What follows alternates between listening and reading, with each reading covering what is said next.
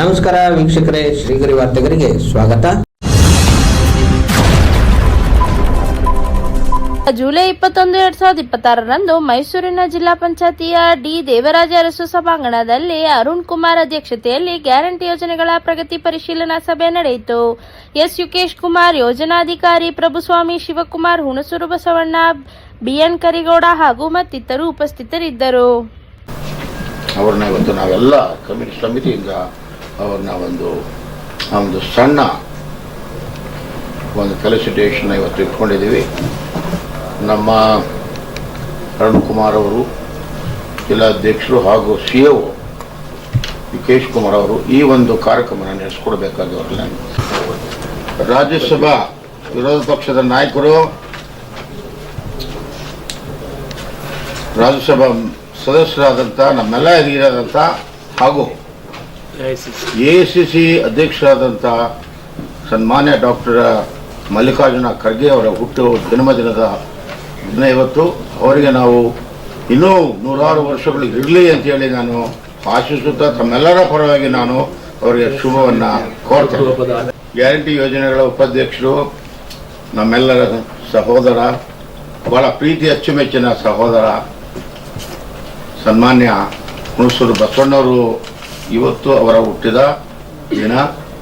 ಅದರ ಅಂಗವಾಗಿ ಅವರು ಸಹ ನಾನು ತಮ್ಮೆಲ್ಲರ ಪರವಾಗಿ ಅವರಿಗೆ ವಿಶ್ವಾಸಗಳನ್ನು ತಿಳಿಸುತ್ತಾ 106 ವರ್ಷಗಳು ಇವರು ಕೂಡ ಬಾಳಲಿ, ಬದುಕಲಿ, ಸುಖ ಸಂತೋಷವಾಗಿರಲಿ, ಇನ್ನೂ ಕೂಡ 106 ವರ್ಷಗಳು ನಮ್ಮ ಪಕ್ಷವನ್ನು ನಮ್ಮ ಜೊತೆಗೆ ಇರಲಿ ಅಂತೇಳಿ, ಇನ್ನೂ ಉನ್ನತವಾದ ಹುದ್ದೆಗಳನ್ನು ಅಲಂಕರಿಸಲಿ ಅಂತೇಳಿ ನಿಮ್ಮ ಪರವಾಗಿ ನಾನು ಹೇಳ್ತಾ ಅವರಿಗೆ ಶುಭವನ್ನು ಹಾರೈಸ್ತೇನೆ.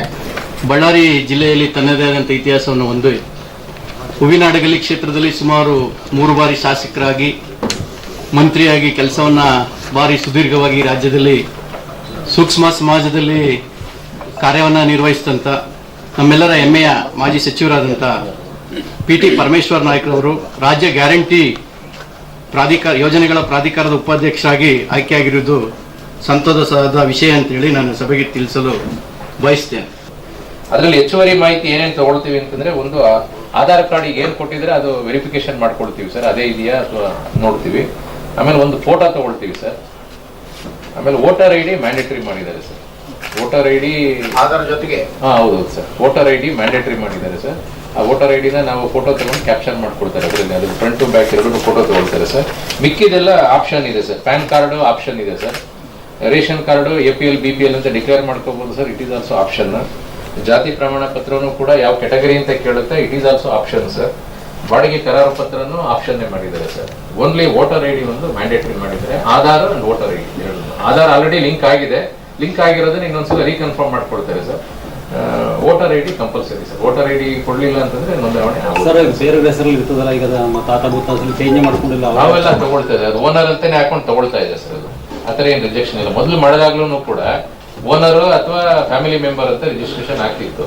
ಈಗಲೂ ಕೂಡ ಅದೇ ಆಪ್ಷನ್ ಇದೆ ಸರ್. ಈಗ ನಮಗೇನ್ ಮಾಡಿದ್ದಾರೆ, ಅದು ನಮ್ಮ ಹತ್ರ ಡಿಸ್ಕಸ್ ಮಾಡಿ ಯಾವ ರೀತಿ ಮಾಡಬೇಕು ಅಂತ ಅವ್ರದ್ದು ಏನು ಒಪಿನಿಯನ್ ತಗೊಂಡು ನಮ್ಗೆ ಅಪ್ಡೇಟ್ ಮಾಡಿ.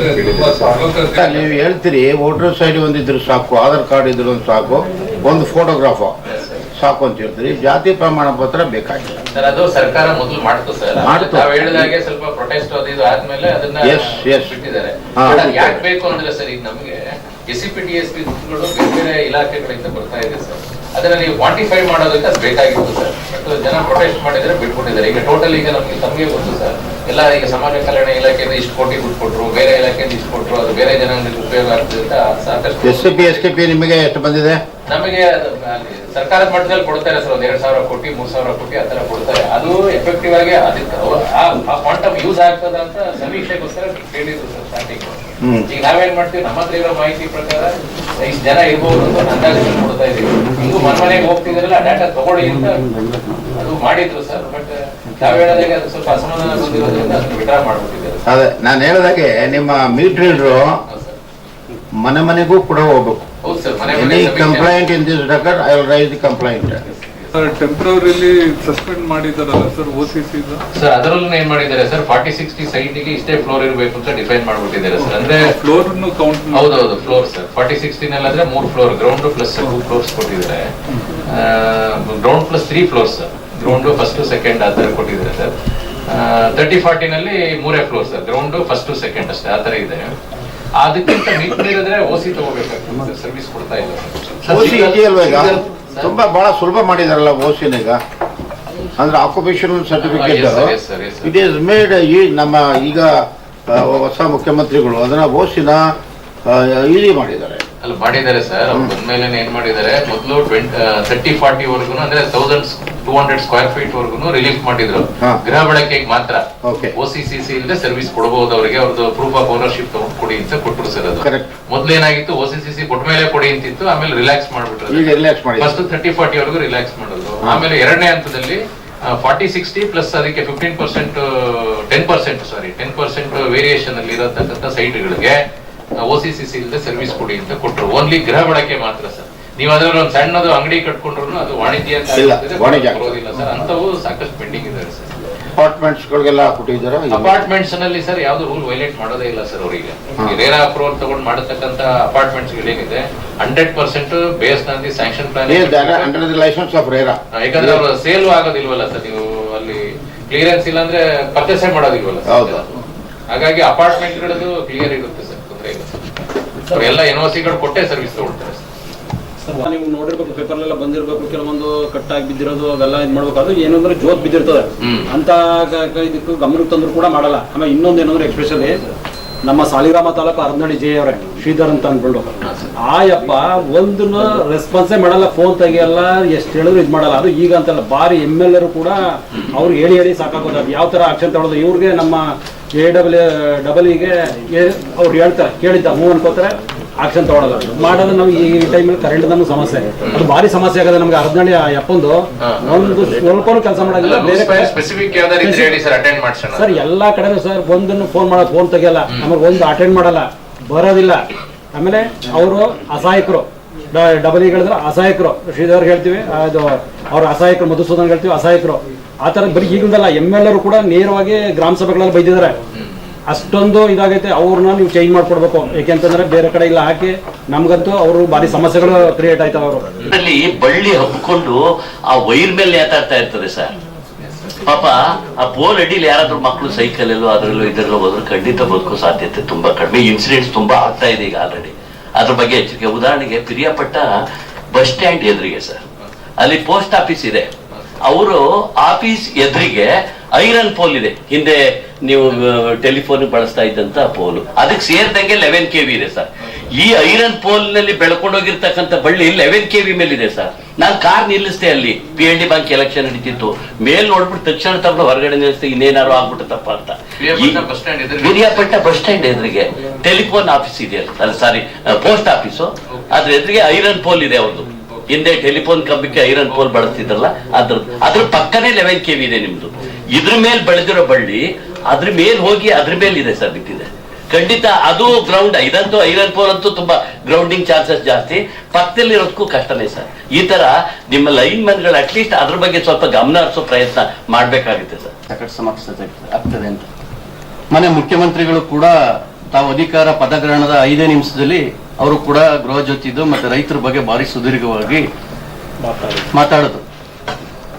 ಈಗ ಜೂನ್ 13 ಸರ್, ಜೂನ್ 13ನೇ ತಾರೀಕಿಂದ ನಾನು ಕಂಟಿನ್ಯೂಸ್ ಹಾಫ್ ಡೇ ತೋಟದಲ್ಲಿ ಇರ್ತೀನಿ. ಜೂನ್ 3ನೇ ತಾರೀಕಲ್ಲಿ ನಾನು ಅಗೆ ಹಾಕ್ತೆ, ಭತ್ತದ ಅಗೆನ ತೋಟದಲ್ಲಿ. ಶುಕ್ರವಾರ ಬಂತು, ಶುಕ್ರವಾರನೂ ಇಲ್ಲ, ಶನಿವಾರನೂ ಇಲ್ಲ, ಭಾನುವಾರನೂ ಇಲ್ಲ. ಸೋಮವಾರ 8:15ಗೆ ಕರೆಂಟ್ ಬಂತು. ತಿರ್ಗಾ 8:15ರಿಂದ 11:15 ಹೋಗ್ತು. 11:15 ಓದಿದ್ದು ಇನ್ನು 3:15 ಬಂತು. 3:15 ಮುಗೀತದೆ. 8:15 to 3:15.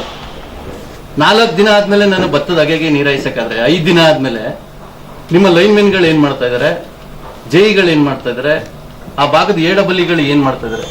ಈ ಟೈಮ್ನಲ್ಲಿ ವಿದ್ಯುತ್ ಶಕ್ತಿ ಕಡೆ ಗಮನ ಹರಿಸೋದು ಕಡಿಮೆ, ಯಾಕೆಂದ್ರೆ ಮಳೆ ಬೀಳ್ತಾ ಇರ್ತದೆ ಧಾರಾವಾಹಿಯಾಗಿ. ಈಗ ಮಳೆ ಇಲ್ಲದೆ ಇರೋದ್ರಿಂದ ಮತ್ತೆ ನಿಮ್ ಕಡೆಗೆ ಭಾರಿ ಸಮಸ್ಯೆ ಆಗ್ತಾ ಇದೆ. ಯಾಕಂದ್ರೆ ಈ ವಿಷಯವಾಗಿ ಮುಂದುವರೆದೇ ಮಾತಾಡ್ತೇನೆ. ಮಾನ್ಯ ಶಿವಸರ್ ಅವರೇ, ದಯವಿಟ್ಟು ಈ ಗ್ಯಾರಂಟಿ ವಿಚಾರಗಳ ಬಗ್ಗೆ ನಾವು ಅಧಿಕಾರಿಗಳು ನೆಗ್ಲೆಕ್ಟ್ ಮಾಡೋ ರೀತಿಯಲ್ಲಿ ನಡ್ಕೊಂಡ್ರೆ ದಯವಿಟ್ಟು ಅದ್ರ ಬಗ್ಗೆ ನೀವು ಸೂಕ್ತ ಕ್ರಮ ಜರುಗಿಸಬೇಕಾಗ್ತದೆ. ಯಾಕಂದ್ರೆ ಇಷ್ಟೊಂದು ಕೋಟ್ಯಾಂತರ ಹಣನ ಇನ್ವೆಸ್ಟ್ ಮಾಡಿ 5 ಗ್ಯಾರಂಟಿ ಸರ್ಕಾರ ಕೊಟ್ಟಿದೆ. ಇದನ್ನ ಸರಿಯಾಗಿ ನಾವು ಗ್ರಾಮೀಣ ಪ್ರದೇಶ ಜನತೆ ಮುಟ್ಸ್ಲಿಲ್ಲ ಅಂದ್ರೆ ನಮ್ಮ ಪ್ರಾಧಿಕಾರ ಅಂದ್ರೆ ಯಾರಿಗೆ ಸರ್ ಇದೆ? ದಯವಿಟ್ಟು ಇದು ಚರ್ಚೆ ಆಗಿ ಹೋಗ್ಬಾರ್ದು, ಇದು ಕಾರ್ಯಗತ ಆಗ್ಬೇಕು ಸರ್. ಮಾಡ್ತಾ ಇದ್ದಾರೆ, ಅವ್ರದೇ ಜವಾಬ್ದಾರಿ. ಶಿಫ್ಟಿಂಗ್ ಆಫ್ ಪೋಲ್ಸ್ ಆಗ್ಲಿ ಅವ್ರು ಬೇರೆ ಏನೇ ಯುಟಿಲಿಟಿ ಇದ್ರೆ ಶಿಫ್ಟಿಂಗ್ ಅವ್ರ ಪ್ರೊವಿಷನ್ ಮಾಡ್ಕೋಬೇಕು. ಈ ಕನ್ಸರ್ನ್ ಅಲ್ಲಿ ಮಾಡಿಲ್ಲ ಅಂದ್ರೆ ಕನ್ಸರ್ನ್ ಯಾರು ಏಜೆನ್ಸಿ ಇದ್ದಾರೆ ಅವ್ರದೇ ಹೊಣೆಗಾರ ಆಗ್ತಾರೆ. ಅಂತಂದ್ರೆ ಮೋಸ್ಟ್ಲಿ ಅವರು ಸೈಟೇ ನೋಡಿಲ್ಲ, ಸುಮ್ನೆ ಯಾವ್ದೋ ಉದ್ದ ಲೆಕ್ಕ ಇಟ್ಕೊಂಡು ಇಷ್ಟು ಉದ್ದ ಇಷ್ಟು ಬಿಡ್ತಂತ ಲೆಕ್ಕ ಇಟ್ಕೊಂಡು ಏನೋ ಮಾಡಿದ್ದಾರೆ. ಸೈಟ್ ನೋಡಿ ಅದನ್ನು ಯುಟಿಲಿಟೀಸ್ ಅಂತ ಸೆಪರೇಟ್ ಆಗಿ ಪ್ರೊವಿಷನ್ ಮಾಡಿದ್ರೆ ಮಾತ್ರ ಇವ್ರಿಗೆ ಅಮೌಂಟ್ ಟ್ರಾನ್ಸ್ಫರ್ ಮಾಡಿ ಮಾಡ್ಲಿಕ್ಕೆ. ಇಟ್ಲ ಜಾಗ ಆದ್ರೂ ಆ ಮೆಜರ್ಮೆಂಟ್ ಆದ್ರೂ ತೋರಿಸಿರ್ತಾರಲ್ಲ ಅಲ್ಲಿ ಮೆಜರ್ಮೆಂಟ್ ತೋರಿಸಿಲ್ಲ. ಬಟ್ ಹೆಂಗು ಹೊಸ ಕನೆಕ್ಷನ್ ಏನೋ ಬೇಕಿಲ್ಲ ಅಂತಾನೆ ಹೇಳ್ತಾರೆ. ಅದು ಕೊಡ್ತಾ ಇದ್ದಾರೆ ಪಟ್ಟಣ ಪಂಚಾಯತಿ ಅವರು ಕನ್ಸರ್ಟ್ ಚೀಫ್ ಆಫೀಸರ್ ಕೊಡ್ತಾರೆ NOC. ಸೋಲಾರ್ ಕೊಡಿ ಅಂತವ ಅದು ಇಲ್ಲಿವರೆಗೂ ಆಗೇ ಇಲ್ಲ ಸರ್. ಒಂದು 15 ಮನೆ ಕರೆಂಟ್ ಇಲ್ದಾನೆ ಜೀವನ ಗುಂಪು ಮನೆ ಇದೆ, ಸ್ಕ್ಯಾಟರ್ಡ್ ಹೌಸ್ ಇದೆ, ಬೇರೆ ಬೇರೆ ಜಮೀನ್ ಹತ್ರ ಬೇರೆ ಬೇರೆ ಮನೆ. ಸರ್ ಏನಾಗಿದೆ ಸರ್, ನಮಗೆ ಗ್ರಾಮ ಠಾಣ ಬಿಟ್ಟು ಹೊರಗಡೆ NGO ಎಕ್ಸ್ಟೆಂಡ್ ಮಾಡೋದಕ್ಕೆ ಸರ್ಕಾರ ಕಾನೂನಲ್ಲಿ ಅವಕಾಶ ಇಲ್ಲ ಸರ್. ಅವರು ಸ್ವಂತ ದುಡ್ಡಲ್ಲೇ ಮಾಡಿಸ್ಕೋಬೇಕಾಗ್ತದೆ. ಈಗ ಏನ್ ಮಾಡಿದ್ದಾರೆ, ಲಾಸ್ಟ್ ಟೈಮ್ KDP ಮೀಟಿಂಗ್ ಅಲ್ಲಿ ಮನೆ ಮುಖ್ಯಮಂತ್ರಿಗಳು ಹೇಳೋ ಪ್ರಕಾರ ಸಂಜೆ 6 ಗಂಟೆಯಿಂದ ಬೆಳಿಗ್ಗೆ 6 ಗಂಟೆವರೆಗೂ ಸಿಂಗಲ್ ಫೇಸ್ ಪವರ್ ಸಪ್ಲೈ ಕೊಡ್ತೀವಿ. ಡೇ ಟೈಮ್ ಅವ್ರ ಬ್ಯಾಚ್ ಡೇ ಟೈಮ್ 7 ಅವರ್ಸ್ ಇದ್ರೆ ಸಿಗುತ್ತೆ, ಇಲ್ಲ ಒಟ್ಟಲ್ಲಿ 3 ಫೇಸ್ 7 ಅವರ್ಸ್ ಕೊಡ್ತೀವಿ. ನೈಟ್ 6 to ಮಾರ್ನಿಂಗ್ 6 ವರೆಗೂ ಸಿಂಗಲ್ ಫೇಸ್ ಕೊಡ್ತೀವಿ ಸರ್. ಅದ್ ಬಿಟ್ಟು ನಾವು ಮಾಡೋಂತ ಯಾವುದೇ ಸ್ಕೀಮ್ ಇಲ್ಲ ಸರ್, ಅವರೇ ಮಾಡ್ಕೋಬೇಕಾಗುತ್ತೆ ಸರ್. ಸೂರ್ಯಗರ್ ಬಗ್ಗೆ ಒಂಚೂರು ಮಾಹಿತಿ ಕೊಡಿ. PM ಸೂರ್ಯಗರ ಸರ್, ಬನ್ನಿ. PM ಸೂರ್ಯಗರ್ ಅದು ಸೆಂಟ್ರಲ್ ಗೌರ್ಮೆಂಟ್ ಸ್ಕೀಮ್ ಸರ್. ಅದು ಅದೇ ನಿಮ್ಮ ರೂಫ್ ಟಾಪ್ ಮೇಲೆ ನೀವು ಸೋಲಾರ್ ಮಾಡ್ಕೊಳ್ಳುವಂಥದ್ದು. PM ಸೂರ್ಯಗರ್ ಪೋರ್ಟಲ್ ಅಲ್ಲೇನೆ ರಿಜಿಸ್ಟರ್ ಮಾಡ್ಕೋಬೇಕಾಗ್ತದೆ. 1 ಕಿಲೋವ್ಯಾಟ್ಗೆ ಈಗ ರಫ್ಲಿ ನಿಮಗೆ ಇನ್ವೆಸ್ಟ್ಮೆಂಟ್ ಒಂದು 75,000 80,000 ರೂಪಾಯಿಗಳು ಬರುತ್ತೆ ಸರ್. ಸರ್ಕಾರದಿಂದ 30,000 ರೂಪಾಯಿ ನಿಮಗೆ DBT ಆಗುತ್ತೆ. ಅಂದ್ರೆ ನೀವು ಫಸ್ಟ್ ಪೇ ಮಾಡಬೇಕಾಗ್ತದೆ ಏಜೆನ್ಸಿಗೆ. DBT ನಿಮಗೆ 30,000 ರೂಪಾಯಿ ಬರುತ್ತೆ. 2ನೇ ಕಿಲೋವಾಟ್ ತಗೊಂಡ್ರು ಕೂಡ ನಿಮಗೆ ಅದಕ್ಕೂ 30,000 ಕೊಡ್ತಾರೆ. ಮ್ಯಾಕ್ಸಿಮಮ್ 3 ಕಿಲೋವಾಟ್ ವರೆಗೂ ಸಬ್ಸಿಡಿ ಕೊಡ್ತಾರೆ. 3ನೇ ಕಿಲೋವಾಟ್ಗೆ 18,000 ರೂಪಾಯಿ ಕೊಡ್ತಾರೆ. ಟೋಟಲ್ ನೀವು 3 ಕಿಲೋವಾಟ್ ಹಾಕಿದ್ರೆ 78,000 ರುಪೀಸ್ DBT ಟ್ರಾನ್ಸ್ಫರ್ ಆಗ್ತದೆ ನಿಮಗೆ. ಬಟ್ ಇನ್ವೆಸ್ಟ್ಮೆಂಟ್ ಮಾಡುವಾಗ ನೀವು ಫುಲ್ ಕಾಸ್ಟ್ ಮಾಡಬೇಕಾಗ್ತದೆ. 1 ಕಿಲೋವಾಟ್ ಮಾಡಿದ್ರೆ ರಫ್ಲಿ ನಿಮಗೆ 120 ಯೂನಿಟ್ ಜನರೇಟ್ ಆಗುತ್ತೆ ಸರ್. ಸೊ ನಿಮಗೆ 120 ಯೂನಿಟ್ ಮನೆಯಲ್ಲಿ ಬಳಕೆ ಆದ್ರೆ ಅಷ್ಟೊಂದು ಉಪಯೋಗಿಸಬಹುದು. ಬಳಕೆ ಆಗಿ ಮಿಕ್ಕಿದ್ರೆ ನಮಗೆ ಪಂಪ್ ಆಗಿರುತ್ತದೆ. ಅದಕ್ಕೆ ನಿಮ್ಗೆ ₹2.60, ₹2.90 ಎರಡು ರೇಟ್ ಇದೆ ಸರ್. ಸಬ್ಸಿಡಿ ತಗೊಂಡ್ರೆ ಒಂದು ರೇಟ್ ಇದೆ, ಸಬ್ಸಿಡಿ ತಗೊಳ್ಳಿಲ್ಲ ಅಂದ್ರೆ ಇನ್ನೊಂದು ರೇಟ್ ಇದೆ. ಆ ರೇಟಲ್ಲಿ ನಿಮಗೆ ಪೇಮೆಂಟ್ ಕೊಡ್ತೀವಿ ಸರ್ ನಾವು. ಸೊ ಈಗ 1 ಕಿಲೋವಾಟ್ ಹಳ್ಳಿ ಕಡೆ ಹೋಗ್ಬೋದು ಸರ್, 120 ಯೂನಿಟ್ ಜನರೇಟ್ ಮಾಡ್ಕೋಬಹುದು. ನಿಮ್ಗೆ 120 ಯೂನಿಟ್ ಸಾಕಾಗುತ್ತೆ ಸರ್. ತೀರಾ ಮಿತಿಮೀರಿದ್ರೆ 2 ಕಿಲೋವಾಟ್ ಸಾಕು. ಹಳ್ಳಿ ಅದಕ್ಕಿಂತ 2 ಕಿಲೋವಾಟ್ ಸಾಕಾಗುತ್ತೆ ಸರ್. ನಂಜನಗೂಡು ಬರ್ತವೆ, ನಂಜನಗೂಡು ಮೈಸೂರು ಬರ್ತವೆ. ಅವರು ಪರ್ಟಿಕ್ಯುಲರ್ ಆಗಿ ತಾಲೂಕ್ ಪಂಚಾಯತಿ BDO ಆಫೀಸ್ ಅಂತ ಹೇಳ್ತೀವಿ ನಾವಲ್ಲಿ. ಅಲ್ಲಿ ನಿನ್ನೆ ಶಾಸಕರು ಜನಸಂಪರ್ಕ ಸಭೆ ಮಾಡಿದಾಗಲೂ ಸುಮಾರು ಮಹಿಳೆಯರೆಲ್ಲ ಬಂದು ದೂರು ನೀಡಿದ್ರು, ನಮಗೆ ಇಲ್ಲಿ ಬಸ್ ಸ್ಟಾಪ್ ಕೊಡ್ತಾ ಇಲ್ಲ ಅಂತೇಳಿ. ಅಲ್ಲಿ ನಾನು ಡಿಪೋ ಮ್ಯಾನೇಜರ್ ಫೋನ್ ಮಾಡಿ ಸ್ಥಳದಲ್ಲೇ ಮಾಡಿದ್ರೆ ನಮ್ಮ ಬಸ್ಗಳನ್ನು ನಾವು ಅಲ್ಲಿ ಸ್ಟಾಪ್ ಕೊಡ್ತೀವಿ, ಗುಂಡ್ಲುಪೇಟೆ ಬಸ್ಗಳು ನಾವು ಹೇಳೋಕ್ಕಾಗಲ್ಲ ಅಂತ ಹೇಳ್ತಾರೆ. ದಯಮಾಡಿ ಗುಂಡ್ಲುಪೇಟೆ ಡಿಪೋ ಇರ್ಬೋದು ಅಥವಾ ಚಾಮರಾಜನಗರ ಡಿಪೋನೋ ಯಾವುದೇ ಡಿಪೋ ಬಂದರೂ ಸಹ ಅಲ್ಲಿ ಹಳೆ ಬಸ್ ಸ್ಟ್ಯಾಂಡ್ ಒಂದು ಹಿಂದಲಿಂದು ಸುಮಾರು ನನಗೆ ತಿಳಿದ ಮಟ್ಟಿಗೆ ಹೇಳ್ತೇನೆ, ಅಲ್ಲಿ ಯಾವಾಗಲೂ ಸ್ಟಾಪ್ ಕೊಡ್ತಾರೆ. ತುಂಬ ಅವಶ್ಯಕತೆ. ಸರ್ಕಾರಿ ಅಧಿಕಾರಿಗಳಿರ್ಬೋದು, ಸಾರ್ವಜನಿಕರಿರ್ಬೋದು ಅಲ್ಲಿ, ಮತ್ತು ನಮ್ಮ ಮಿನಿ ವಿಧಾನಸೌಧ ನಂಜನಗೂಡು ಎರಡು ಕಡೆನೂ. ಯಾಕಂದರೆ ನಾವು ಉಳ್ಳಳ್ಳಿ ಬಸ್ ಸ್ಟ್ಯಾಂಡಿಂದ ಮಿನಿ ವಿಧಾನಸೌಧಕ್ಕೆ ಹೋಗ್ಬೋದು 2 ಕಿಲೋಮೀಟರ್ ಆಗುತ್ತೆ. ಆಟೋಗಳು ಕೇಳಿದ್ರೆ 80 ರೂಪಾಯಿ 100 ರೂಪಾಯಿ ಕೇಳ್ತಾರೆ. ಅದರಲ್ಲಿ ಸ್ವಲ್ಪ ನೀವು ನಮ್ಮ ಅಲ್ಲಿ ಗುಂಡ್ಲುಪೇಟೆಗೆ ಹೋಗೋ ಬಸ್ಗಳು ಅಥವಾ ನಿಮ್ಮ ಯಾವುದೋ ಲೋಕಲ್ ಬಸ್ಗಳಿಗೆ ಸ್ಟಾಪ್ ಕೊಡೋಕೆ ಕೇಳಬೇಕು. ಹೊರಡ್ತವೆ, ಅದು ಬೆಂಗಳೂರಿಗೆ ಹೋಗ್ಬೋದು, ಇಲ್ಲ ಈ ಕಡೆ ಮಡಿಕೇರಿ ಇಲ್ಲ. ಈ ಮಧ್ಯದಲ್ಲಿ ಸ್ಟಾಪ್ ಊಟ ತಿಂಡಿ ಕೊಡ್ತಿರಲ್ಲ, ನಿಮ್ದೇನಾದ್ರು ಇನ್ಸ್ಟ್ರಕ್ಷನ್ ಇದೆಯಾ, ಇಲ್ಲ ಅವ್ರು ಇಷ್ಟ ಬಂದ್ರೆ ನಿಲ್ಸ್ಕೋಬೋದಾ ಸರ್? ಈ KSRTC ವತಿಯಿಂದ ಐಡೆಂಟಿಫೈ ಮಾಡಿರೋ ಹೋಟ್ಲ್ಗಳು ಇದಾವೆ ಸರ್. ಸೊ ಅದನ್ನ ನಮ್ಮ DTOಗಳು ಮತ್ತೆ ATMಗಳು ಇನ್ಸ್ಪೆಕ್ಷನ್ ಮಾಡಿ ಅಲ್ಲಿ ಮೂಲಭೂತ ಸೌಕರ್ಯ ಇದೇನೇ ಇಲ್ಲ ಅಂತ ಚೆಕ್ ಮಾಡ್ಬಿಟ್ಟು ಅಥರೈಸೇಷನ್ ಕೊಟ್ಟಿರ್ತೀವಿ ಸರ್. ಈಗ ಅದು ಬಿಟ್ಟು ಬೇರೆ ಕಡೆಗೆ ಏನಾದ್ರು ನಿಲ್ಸಿದ್ರೆ ನಾವು ಅವ್ರ ಮೇಲೆ ಆಕ್ಷನ್ ನಿಲ್ಸಿದ್ದಾರೆ. ಬಟ್ ಒಂದೇನಂತಂದ್ರೆ ಆಕ್ಚುಲಿ ಇದನ್ನ ತಿಳ್ಕೋಬೇಕಾಯ್ತು. ಇನ್ನೊಂದ್ಸರಿ ನಮ್ಗೆ ಕೈ ಸಿಕ್ಕಿದಾಗ ನಾನು ಅವಾಗ ವಿಡಿಯೋ ಮಾಡಿ ಗಾಡಿ ನಂಬರ್ ಸಮೇತ ಕೊಡಿ ಸರ್, ನಾವು ಅವ್ರ ಮೇಲೆ ಆಕ್ಷನ್ ಮಾಡ್ತೀವಿ. ಬಸ್ಸು ಏನು 401 ಬಸ್ ಇದೆಯೋ ಅದೊಂದು ಬಸ್ಸು ಸ್ಟಾಪ್ ಕೊಟ್ರೆ ಬೇರೆ ಯಾವ ಬಸ್ಗಳಿಲ್ಲ. ಇದರಿಂದಾಗಿ ಶಾಲಾ ಕಾಲೇಜಿನ ಮಕ್ಕಳುಗಳಿಗೆ ಬಹಳ ತೊಂದರೆ ಆಗಿದೆ. ಈ ಬಗ್ಗೆ ಕಳೆದ 15 ದಿನದಿಂದ ಮಾನ್ಯ SP ಅವರು ಅಲ್ಲಿ ಕರ್ಕೊಳ್ಳದಲ್ಲಿ ಒಂದು ಸಾರ್ವಜನಿಕ ಕುಂದುಕೊರತೆ ಸಭೆ ಏರ್ಪಡಿಸಿದ್ರು.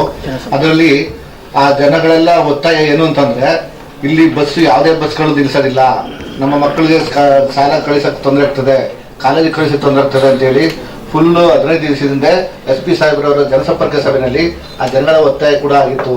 ಅದು ದಯಮಾಡಿ ಆ ಕಟ್ಕೊಳ ಗ್ರಾಮದಲ್ಲಿ ಏನು ಬಸ್ಗಳು ಪಾಸ್ ಆಗ್ತದೋ, ನಂಜನಗೂಡು ಬಸ್ಸೋ ಗುಂಡ್ಲುಪೇಟೆ ಬಸ್ಸೋ ಅಥವಾ ಚಾಮರಾಜನಗರ ಬಸ್ಸೋ ಆ ಬಸ್ಗಳು ಏನು ಕಾರ್ಯಕ್ರಮ ಸಮಯದಲ್ಲಿ ಅಥವಾ ಇತರೆ ಸಮಯಗಳಲ್ಲಿ ಅಲ್ಲಿ ಸ್ಟಾಪ್ ಕೊಡ್ಸಕ್ಕೆ ತಾವು ಒಂದು ಆದೇಶ ನೀಡಬೇಕಂತ ತಮ್ಮಲ್ಲಿ ವಿನಂತಿ ಮಾಡ್ಕೊಡ್ತೀನಿ. ರೂಟ್ ನಂಬರ್ ನೋಡಿ DC ಸರ್ 20 ಇರ್ಬೇಕು. 20 ಬಸ್ ಇದ್ರೆ ಅಲ್ಲಿ ಸುಮಾರು 70 ಟ್ರಿಪ್ ಆಪರೇಟ್ ಆಗ್ತವೆ, 90 ಟ್ರಿಪ್ ಇದಾವೆ ಸರ್. ಈಗ ಅವನ್ನೆಲ್ಲವೂ ಕಡ್ಕೊಳ್ಳೋದ್ರಲ್ಲಿ ಸ್ಟಾಪ್ ಕೊಡ್ತವೆ. ಅವು ಅಲ್ಲದೆ ಮತ್ತೆ ಬೇರೆ ಬಸ್ಗಳನ್ನು ಕೊಡ್ತವೆ. ಆಮೇಲೆ ಅಡಕರಳ್ಳಿ ಉಂಡಿಗೋಸ್ಕರನೇ ನಾವು ಕೈಗಾರಿಕಾ ಪ್ರದೇಶಕ್ಕೆ ಬೆಳಗ್ಗೆ ಸಾಯಂಕಾಲ 2 ಟ್ರಿಪ್ ಮಾಡಿಕೊಟ್ಟಿದೀವಿ ಸರ್, ಆಪರೇಟ್ ಆಗ್ತಾ ಇದೆ. ನಮ್ಮ ಮಾರುತಿ ಸಾಹೇಬ್ರು ಹೇಳಿದಂಗೆ ಗುಂಡ್ಲುಪೇಟೆ ಡಿಪೋ, ಚಾಮರಾಜನಗರ ಡಿಪೋ ಗಾಡಿ ಬರ್ತಾವಲ್ಲ ಸರ್, ಅವು ನಿಲ್ಸಲ್ಲ. ಅವನು ನಿಲ್ಸಿ ಅಂತ ಅವ್ರ ಬೇಡಿಕೆ. ಅದಕ್ಕೆ ಈಗ ಅವ್ರ ಪತ್ರ ಬರ್ಬಿಟ್ಟು ಈ ಸ್ಕೂಲ್ ಟೈಮ್ ಬೆಳಗ್ಗೆ ಮತ್ತೆ ಸಾಯಂಕಾಲ ನಿಲ್ಸಕ್ಕೆ ವ್ಯವಸ್ಥೆ ಮಾಡಕ್ ಹೇಳ್ತೀವಿ ಸರ್. ಮತ್ತೆ ಮುಂದಿನ ವಾರ್ತೆಗರಿಯಲ್ಲಿ ಭೇಟಿಯಾಗೋಣ. ಶ್ರೀಗರಿ, ನಿಮ್ಮ ಮನದಾಳದ ಗರಿ.